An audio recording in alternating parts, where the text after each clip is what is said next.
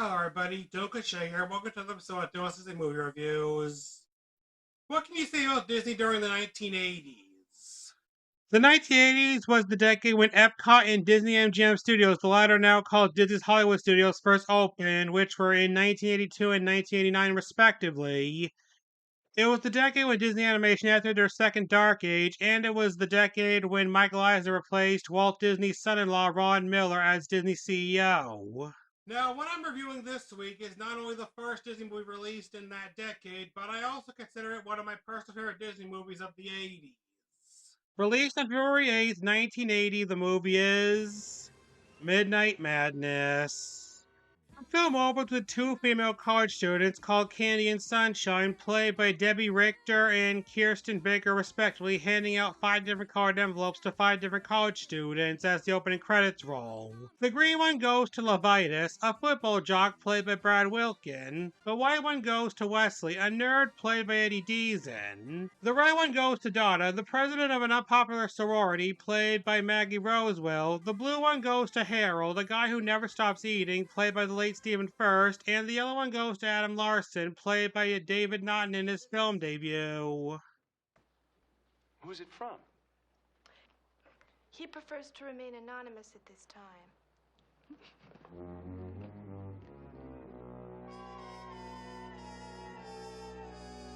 The envelopes contain papers telling the students to meet the sender at his apartment in the Hollywood Tower. There.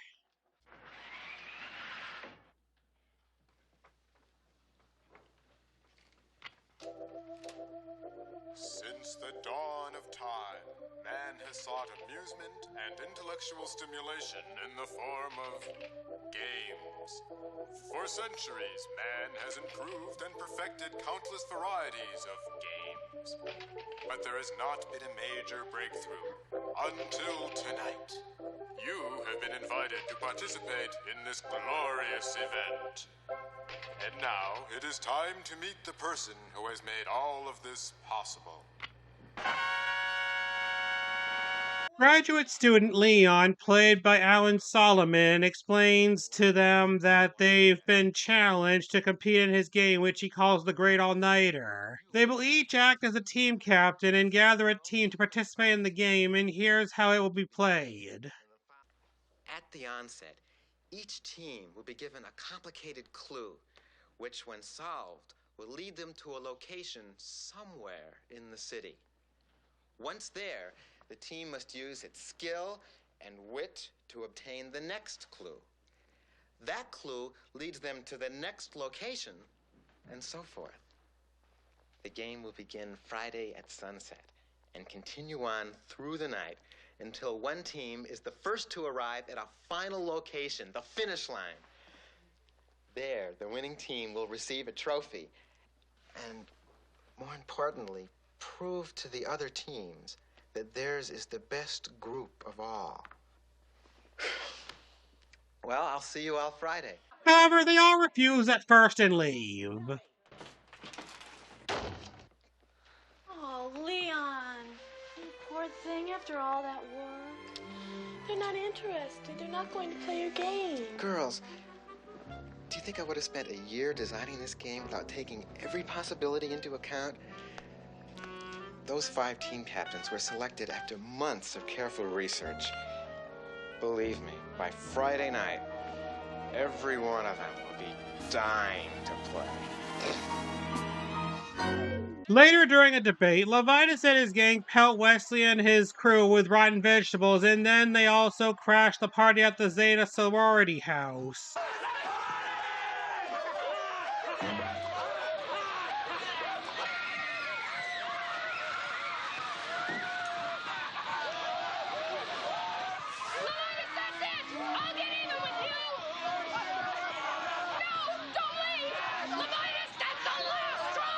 In Adam's office, he talks with Flinch, played by Joel P. Kenny, who tells him that he's obsessed with girls. Here it is, my first year in college, and I, well, Flinch, are you trying to tell me that you're, well, you know, a virgin? oh no, that is not exactly. You see, I've never had a date. Look, Flinch, you could be a regular Burt Reynolds. No, I can tell. You've got that look about you. You go out and get yourself a date, and I guarantee your schoolwork will improve, too. Gee, I don't know. Oh, come on, Flinch, you can do it. You stand up and face life. You go for the gusto. Remember, never walk away from a challenge. Flinch then leaves. Adam's crush Laura, played by Deborah Clarendon, comes in and talks to him about entering the Great All-Nighter. It sounds like fun. Why don't you do it? Well, I don't know. I've been pretty busy, and... Adam, are you really that busy? Or are you afraid you just won't do well? What about going for the gusto? What about never walking away from a challenge? If you really believe all that, why don't you go out and prove it? If not, it would be like letting down all the freshmen you've ever advised.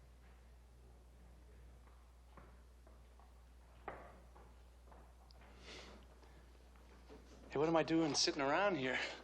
Game's only 3 days away. I gotta get transportation, I gotta get up a team, and...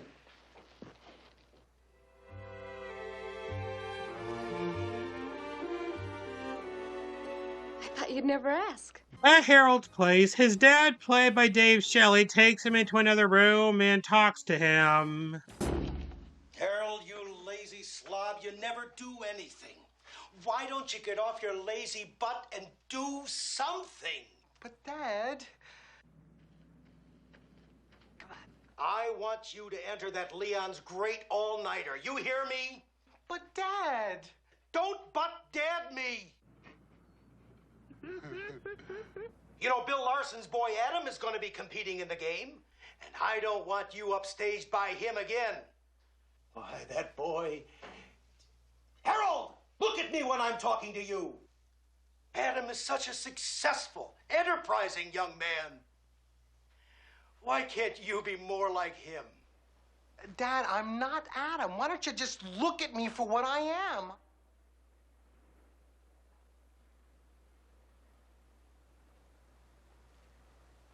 Yuck.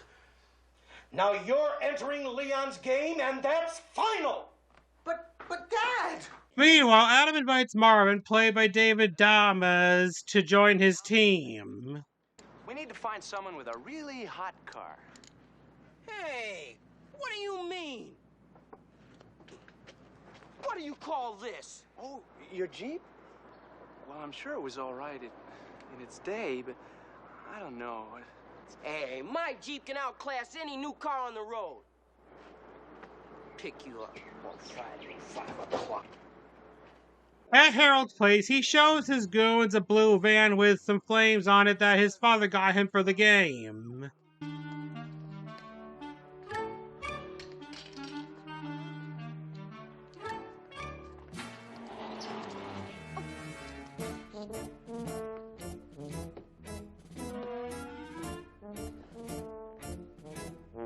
It's got a turbocharged engine, observation bubble, telephone, everything we need. And best of all, this baby right here. Solve any clue in 5 seconds flat. Your dad bought you all this stuff? Boy, if you don't win that game, he's gonna kill you. Don't worry, we'll win. You guys just meet me here Friday night. Wesley and his crew decide to enter the game to get back at Levitas and his gang. Levitas and his gang choose to enter the game because of their rivalry with Wesley and his crew, and Donna and her sorority enter to get revenge on Levitas and his gang. At Harold's place, he hides a bag of marshmallows in the van. Melio, played by Andy Tennant, catches him, and Harold tells him that Lucille has put him on a diet. Starting tomorrow. An all marshmallow diet? Come on, Melio. You know I can't go all night without food. Just need an emergency stash, that's all.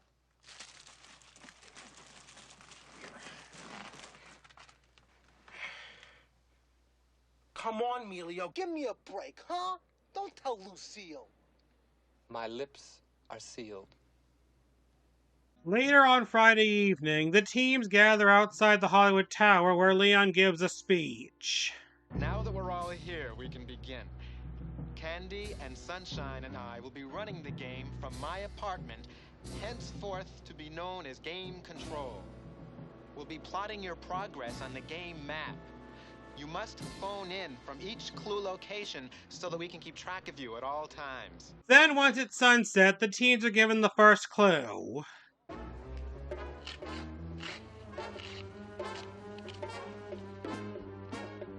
The C is reversed. SS Itari is mixed up and blind. 38, 22, 23, 56, 10, 11. Well, teams, good luck. I'll see you at the finish line. Wherever that may be. So now the teens are off as they try to figure out the clue. Okay, let's take this clue one piece at a time. Now, what's the first sentence? The C is reversed? Okay, well, that could be the ocean or the beach. But it says the sea is reversed. Maybe that means we should go away from the beach. I've got it! I've got it! The sea is reversed means to take the words the sea and reverse them. That way you get See the. Yeah, but what's the second part of the clue? SS Itari is mixed up and blind. Mr. Chairman, regarding the portion SS Atari is mixed up, I move that mixed up means the letters in the word SS Atari are scrambled up. Very good. But the clue says SS Itari is mixed up and blind. What does he mean by blind? Well, that's the simple part. Blind means to take out its eyes! Eyes, you get it? You get it? There are two eyes in the word SS Itari! Take the eyes out! Take the eyes out! She's right. That leaves SSTAR. And that unscrambles the form the word. Stars? You're right! Yeah! Lilac, way to go! Put everything together. The clue reads, see the stars. And there's only one place I know you can see every star there is. The Wax Museum. A map to the stars' homes. The stars on Hollywood Boulevard. the Stargate Disco!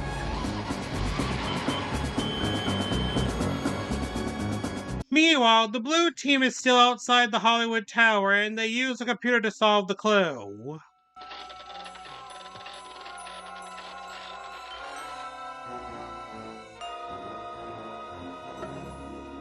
In Leon's apartment, he's visited by Mrs. Grimhouse, played by the late Irene Tedrow. I thought it was coming from here. When all of my tenants started to complain, I knew it had to be you. You student. Now, Mrs. Grimhouse, Don't give me any of your fast college talk, Buster. I'm sick to death of your mess and your noise. You know what I have here? Your eviction papers. And I intend to use them if I hear one more complaint about you. So you just better watch your step. You pervert.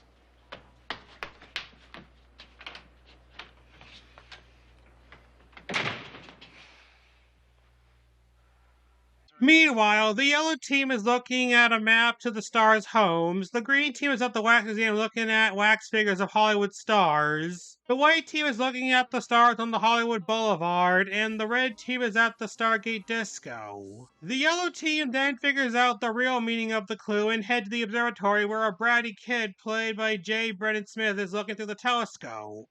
Excuse me, but do you mind if I take a quick peek through there? No way, Jose.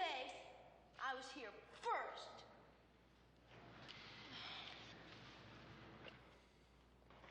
I'm sorry, but this is very important. Dad! What's the matter with you? My kid's studying Venus. It's for his term paper. The boy's actually watching a woman through the telescope. The green team arrives and Adam points the boy to where Venus really is.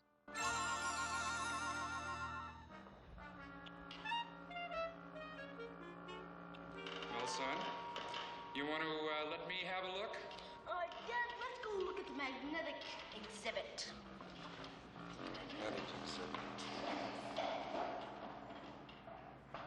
Adam then looks to the telescope. Martin puts it at the right setting, and Adam sees the next clue. To unlock the next clue, find the 8,800 keys. The green team enters the room. Adam puts the telescope back at its previous setting, and Levitas looks through it. I've never looked through one of these things before. That thing's big, isn't it? See the moon with this thing, I bet you. Hey, Levitas, what is it? Levitas? In Leon's apartment, Wally Thorpe, his wife Edna, and mother, played by the late John Fiedler, Seal Cabot, and Loretta Clemens Tupper, respectively come in to complain about the noise, but then get interested in what's going on. But hey, look! A strategy board! Wally, Edna's just like I was telling you. During the war, when I worked for the government, I worked on the strategy board. Leon, what is going on?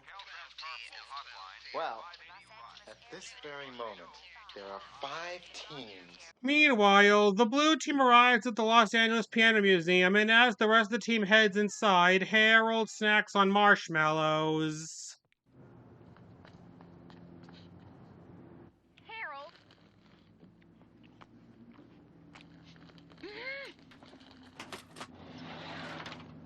Harold, are you eating? Are you sure you don't have any food in there? Come on. You know Lucille just can't wait for her little Harold to lose his little spare tire. Then maybe this summer, Harold can take his shirt off at the beach. Elsewhere, the yellow team picks up an extra member, Adam's younger brother Scott, played by Michael J. Fox in his film debut, to prevent him from running away to San Francisco. If I weren't right in the middle of something, I'd take you back home this minute. But for now, you're just gonna have to come along with us. At the Piano Museum, while the blue team's looking for the clue,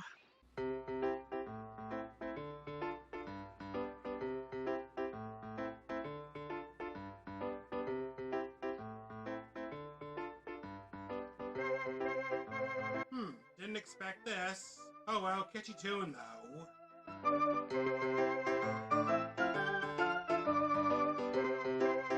Suddenly, Lucille, played by the late Patricia Alice Albrecht, finds the clue.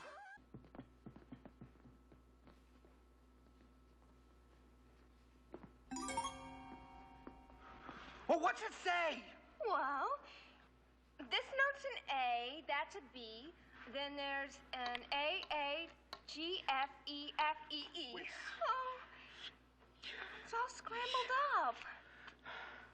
What's it mean, honey buns? How should I know? That's why my dad gave me a computer. As the blue team leaves, the yellow team arrives, followed by the green team, and the blue team tries to use the computer to solve the clue. However,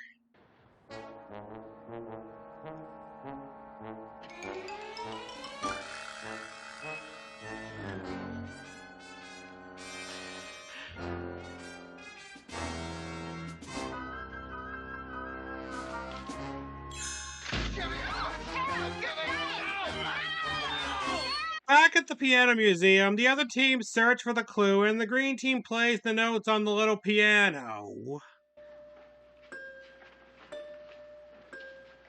Wait a second, I know that song anyway. I got Pabst Blue Ribbon on my mind. It's the Pabst Blue Ribbon beer song. The next clue must be at the Pabst Brewery! The green, yellow, and white teams arrive at the Pabst Brewery, while the red team arrives at a carnival where Peggy and Lulu, played by Betsy Lynn and Carol Gwen Thompson, run off into it.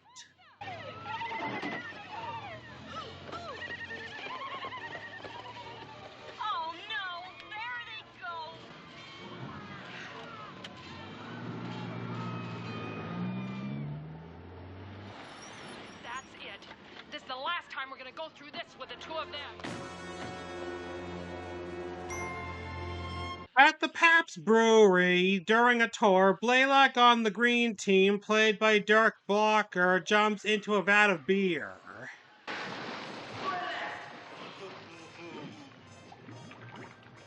Meanwhile, Scott gets into a fight with a bartender, and the yellow team is thrown into a storage room where they find the next clue.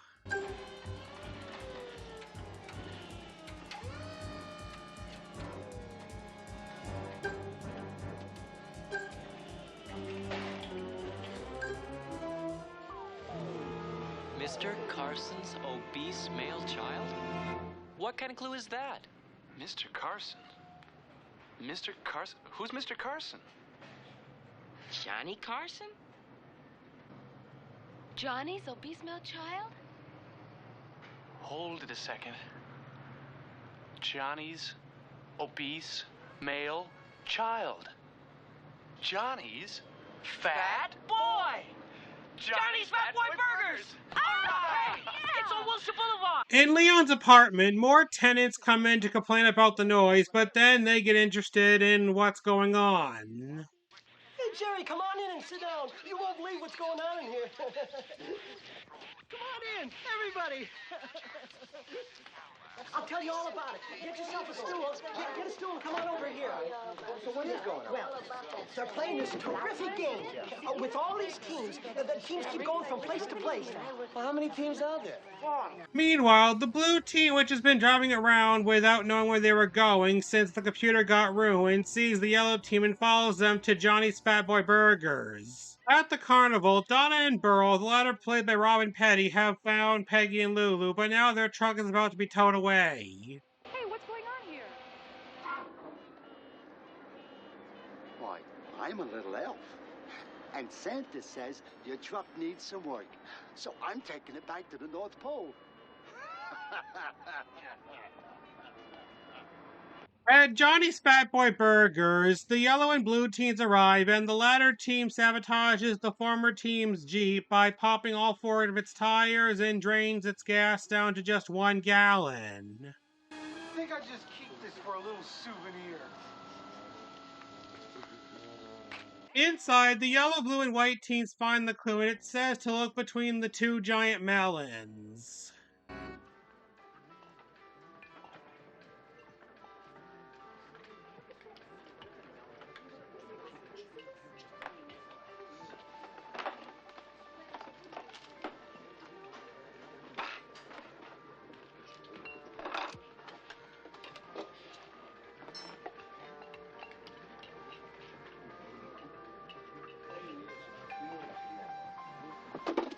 Between the 2 giant melons. Damn you, Leon! What I want to know is, what does Leon mean by 2 giant melons?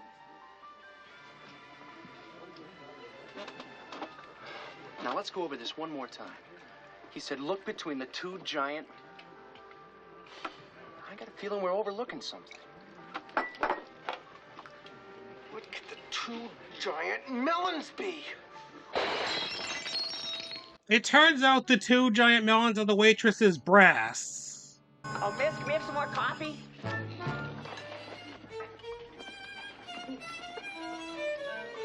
Miss, there's a cockroach in my water!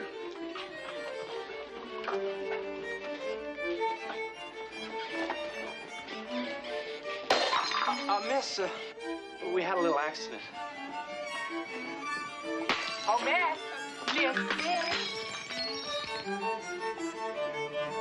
Miss!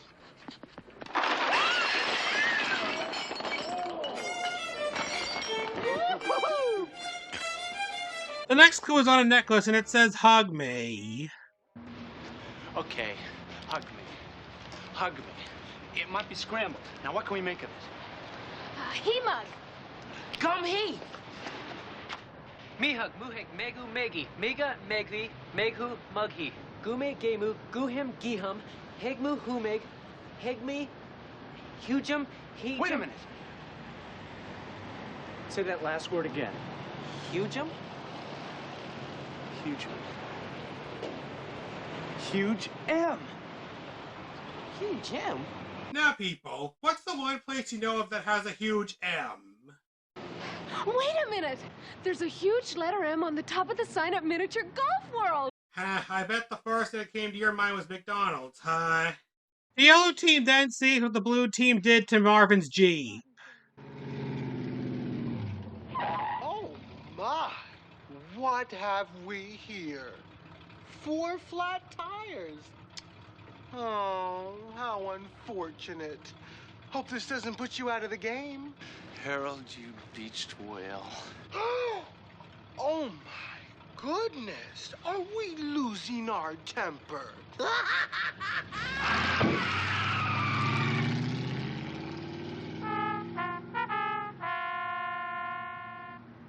Adam then has Marvin go find a phone to call the auto club. He takes Flinch with him to get a ride to Miniature Golf World and tells Laura to look after the Jeep and keep an eye on Scott. Scott, did you hear that? Scott? Meanwhile, at Pabst Brewery, the green team finds Blaylock drunk and take him away. At the carnival, the red team steals the tow truck and Laura goes looking for Scott.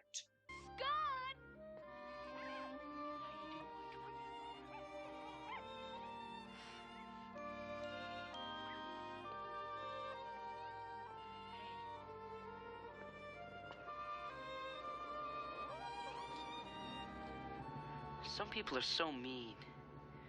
How could they lock him up like this? It's the pits. You know, you shouldn't have disappeared like that. You really had me worried. Your brother, too. My brother? Huh, tell me about it. Scott, Adam cares about you. Yeah, sure he does. He doesn't even know I exist. Forgot all about my birthday. When's your birthday? Today. Elsewhere, Adam and Flinch are trying to hitch a ride to Miniature Golf World, and an old couple in a slow-moving car picks them up.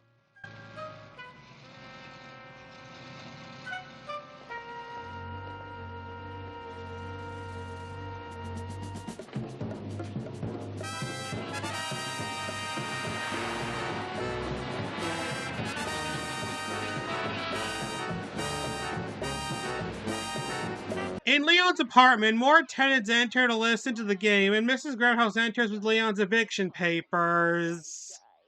I told you if I had one more complaint, I'd use these eviction papers. Well, there's the complaint.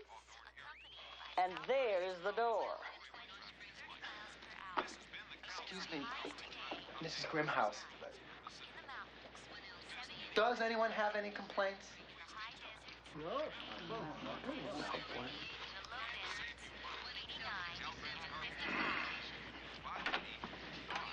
In the old couple's car, Adam's about ready to give up, but then Flinch talks to him. You give up? You've been my inspiration. What about having a positive attitude? What about never walking away from a challenge?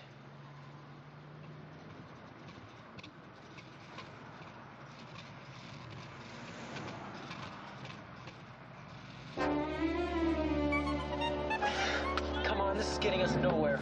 Adam and Flinch get out and hitch a ride with two young ladies. Where are you going? Miniature Golf World. Sorry, we're not going that way. Don't worry, you'll love it. Whatever.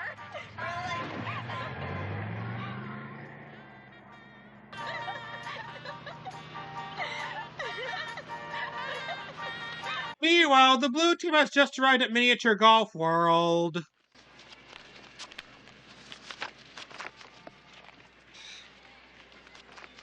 Play a round of golf. Somewhere you will find the clue, no cheating.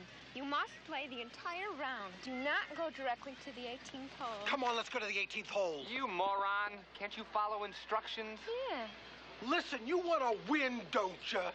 Now, come on! In the green team's Volkswagen Beetle called the Meat Machine, Blaylock's about to be sick, so they park into the parking lot at Miniature Golf World and see the blue team's van there, putting them back into the game.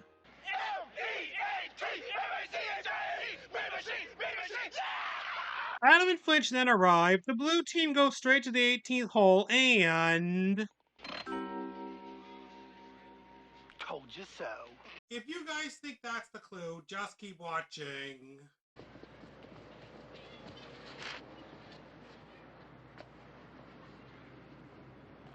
Read it out loud.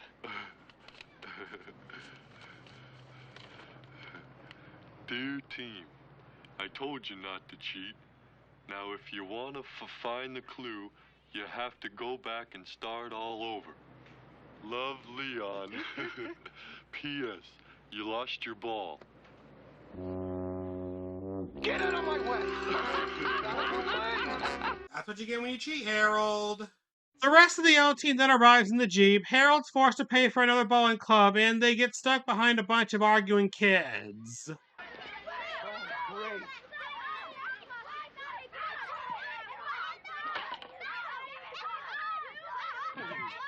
The green team arrives at the 14th hole where they find the next clue and head off. The red team then arrives, but then they turn around and follow the green team. Meanwhile, the yellow team tries to figure out the clue. Look at Xylophon's initial. That's it! What? The secret to this clue is the word initially. You have to look at the initials of the words. LAX. That's the abbreviation for the LA International Airport. Come on, Marvin, let's go. Well, what about 5:30 a.m.? We'll figure it out on the way.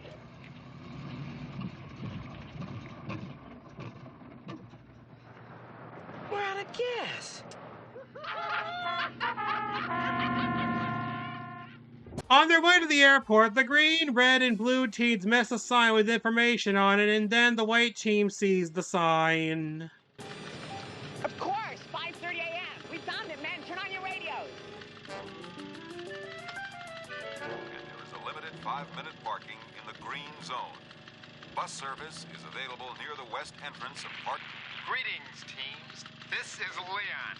In case I've got you running around in circles, you might want to know that the clue can be found in terminal number 3. They enter the airport, and the group of monks ask them to take a brochure. Leave us alone. What's the matter with you lunatics? Please, take a brochure. It is free. We don't want any of your humble literature. You guys better get out of our way. Stand back, men.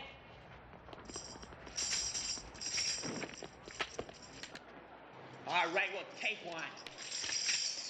Come on, men.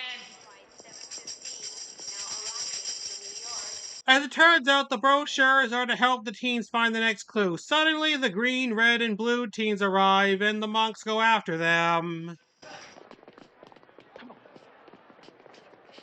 Blade, will you come on?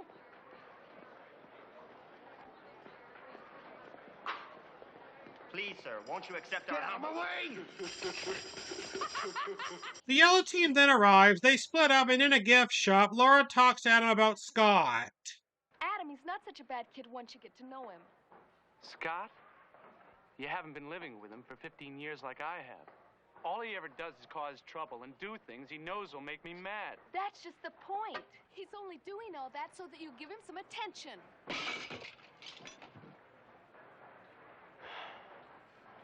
The team soon read the brochures. His Holiness says you're off your rocker if you don't look inside the locker. It's the locker! The teens find the lockers, and inside each of them is a wrapped box.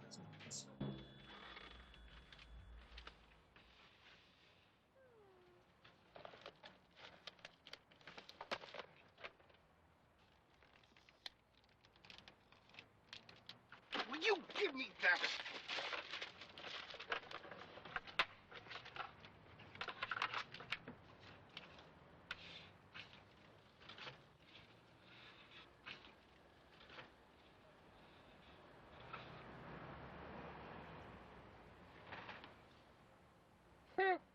It's easy.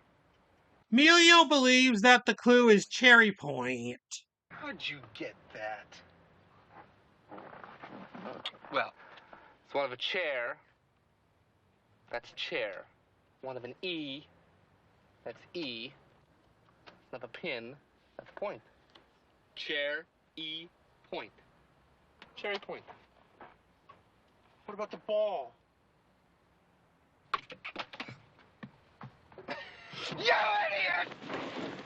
Meanwhile, the yellow team figures out that the clue is actually Pinball City and they head there.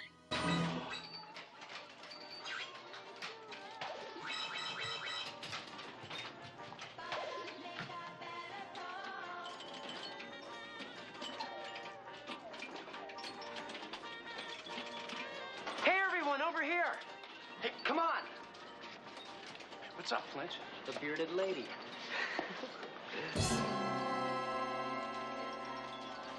Cute, Leon. Very cute.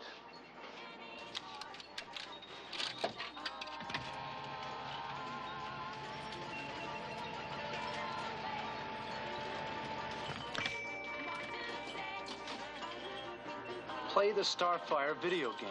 Beat the machine and you'll see the next clue. Madame Leona. So they keep trying to beat the Starfire video game, but keep failing. Change, please. I scared you, didn't I?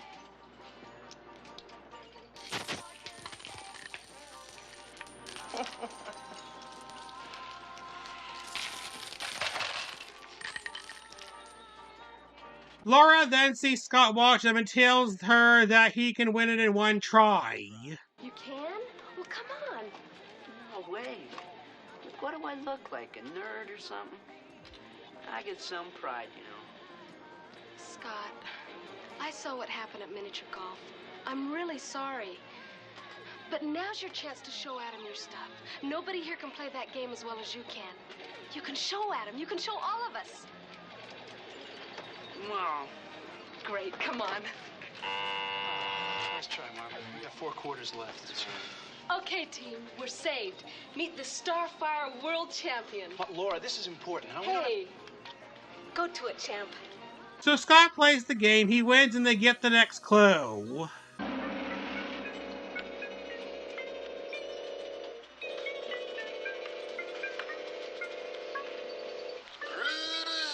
Earth people. Congratulations. The finish line is somewhere in the Bonaventure Hotel. Come on. I got it, Marvin. Come on, you guys. We gotta get going. let's go. After the yellow team leaves and heads to the Bonaventure Hotel, Scott runs off. Every 5 minutes, he's got to cause trouble. Well, if he wants to leave, let him. I've had it. Let's go, Marvin. Adam, don't you realize your brother swallowed his pride and helped us win that game just so you'd notice?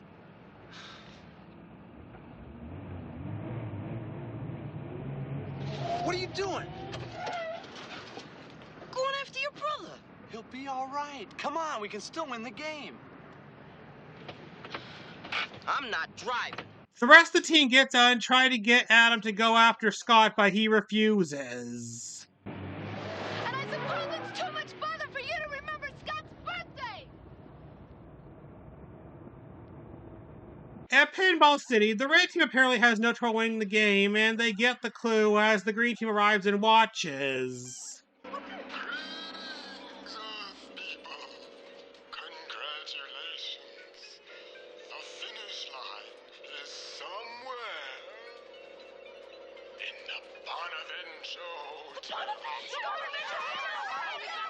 Women, think we can keep him from beating us at the hotel?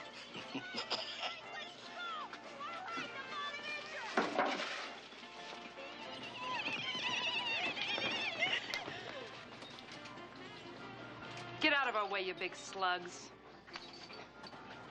Girls, you're looking at the meat machine. No one's been able to penetrate our front line the last 22 games.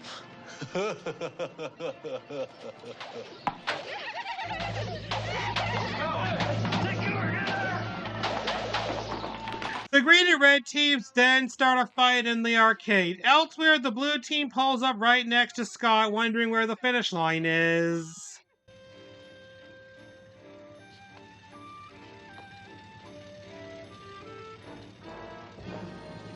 I know where the finish line is. In Leon's apartment, Mrs. Grithouse enters with a policeman to arrest him, and then the cop sees that Leon has a 240B. They used to use these in all the old squad cars. Does it still work? Yeah. In fact, I just used it for one of the clues in my Great All-Nighter. Great all-nighter? Uh-huh. Allow me to explain. This is the city. Elsewhere, Adam pulls up next to his friends, finally agreeing to go look for Scott, who is in the blue team's van. I'll handle this. Situation requires a delicate touch. Hey, tell you what, Tiger. You tell us where the finish line is, and I'll let you drive the van there, okay? Whoa! The Bonaventure Hotel.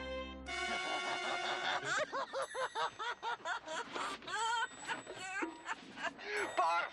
Emilio, show the little fellow our gratitude. They then throw Scott out, and then the yellow team shows up. Scott!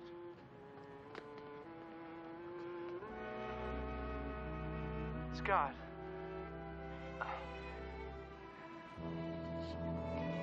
Oh, Scott. Adam, I told Harold's team where the finish line is. They're gonna win. It's okay, Scott. I'm just glad you're back. Scott! Oh. Meanwhile, the white team arrives at Pinball City while the fight's still going on and are about to play the Starfile video game. However...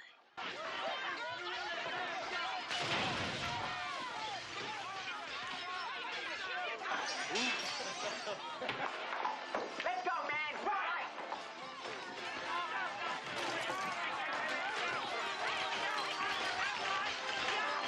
The green team then leaves, and as they back up out of the parking lot...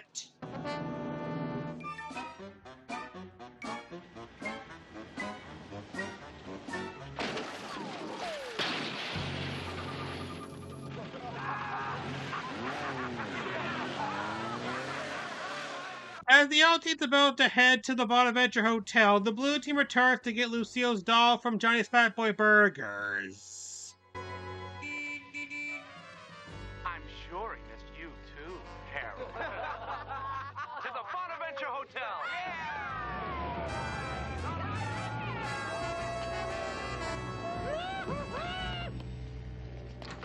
In Leon's apartment, Mrs. Grimhouse smashes the device and orders the cop to do his duty. Okay.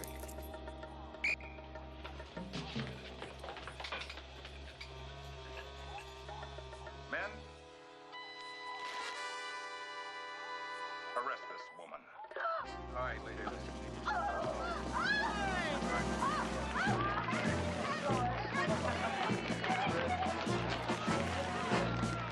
Yeah, she won't be bothering you anymore, Leon. In the parking lot at Pinball City, the red team sees that their truck is ruined and argue with the white team, who still don't have the clue. Now this Starfire game's ruining my squad has no way to get the clue. Oh, yeah, well, at least your stupid squad has your stupid mopeds. We may have the clue, but our truck is ruined. Yeah, well, you deserve it. We deserve it. Who calls anybody a squad anyway? You listen, you and all your debaters are like little clones together. I think you're I will try it, John. Excuse me, but there may be a logical solution here. If our team and their team were to make a deal... Never!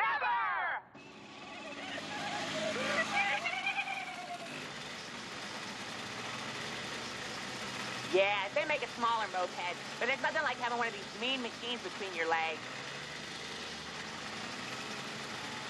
In Leon's apartment, everybody heads to the Bonaventure Hotel for the big finish. Follow me, everybody. I know the quickest way there.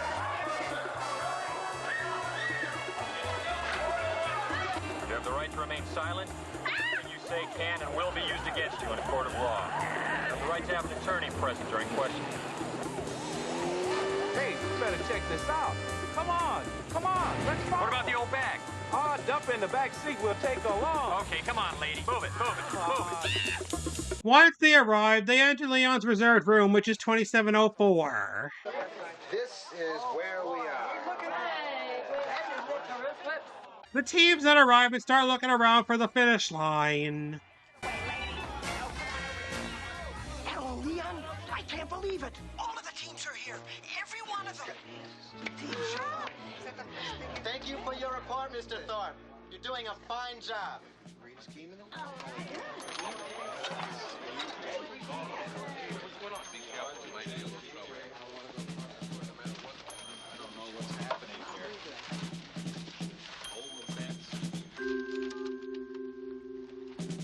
Hello. Would you page someone for me, please? A woman on the intercom tells the teams to pick up a phone. Look at the pool area. And I mean this expressly.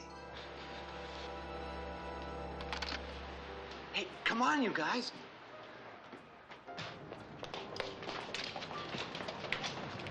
In room 2704, nobody's watching Mrs. Grabhouse, so she picks up the phone and calls security. Yeah. Security?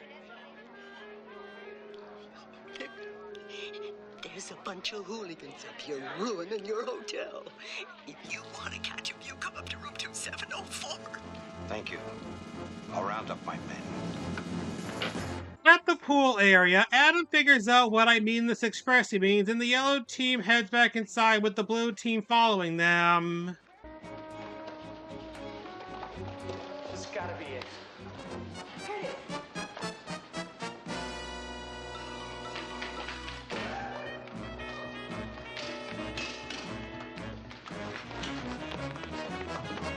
In the express elevators, the yellow and blue team seat at the finish line is room 2704.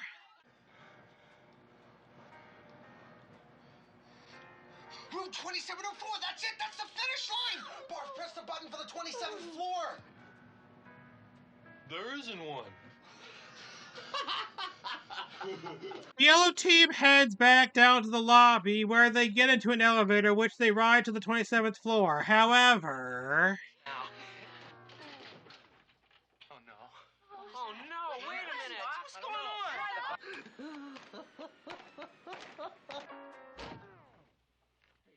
Hey, come on. Let's get him over.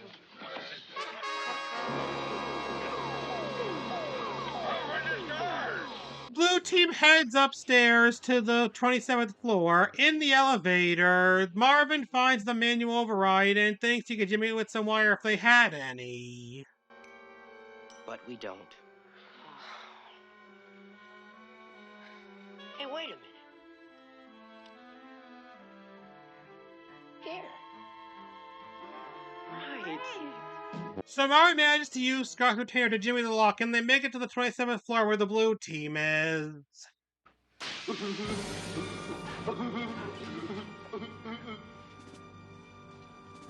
Back off, Adam!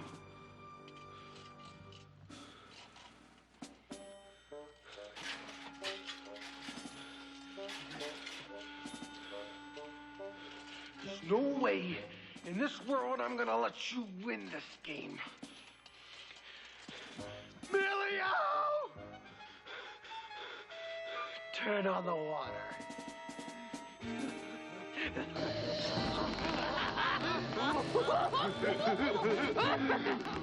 Luckily, Adam managed to unlock the elevator with the security guards trapped inside. Yes, security, take the people in the blue shirts away. They're the hooligans the old lady mentioned. So the security takes the blue team away. The yellow team enters room 2704 and wins the game.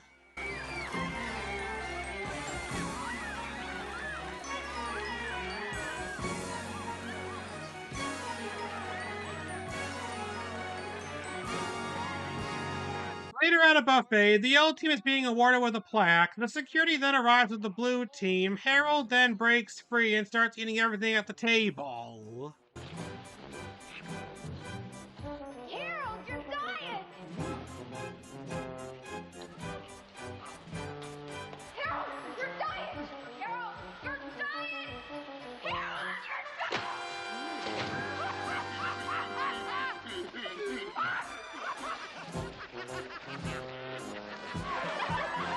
The film then ends while Adam and Laura kiss.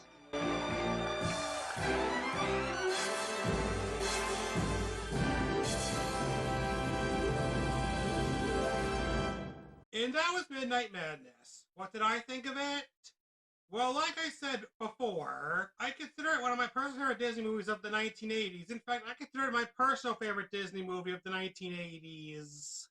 On a budget of $4.5 million, the film only grossed $2.9 million at the domestic box office, making Disney lose $1.6 million, and it didn't really get good reviews from critics. In the end, while I do consider this to be the best Disney movie of the 1980s, what makes it that for me is the way all the teams go around the city looking for clues, and I also like the relationship between Adam and Scott Larson. I give it a perfect rating of 5 gold stars. Well, that's it for Midnight Madness.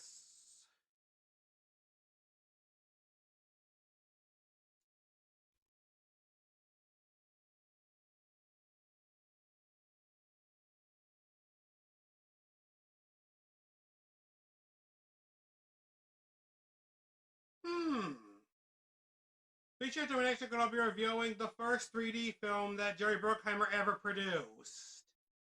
And if you enjoyed this video, then make sure to tell your friends about me, leave some questions in the comments below, subscribe, hit the like button, check out my Mercari account, links in the description below, and tell me how I can improve my videos. Come see how good a night can be.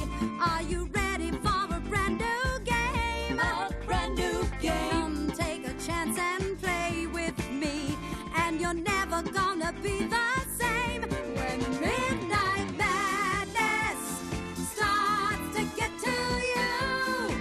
Doesn't matter what you say, doesn't matter what you do, you gotta play.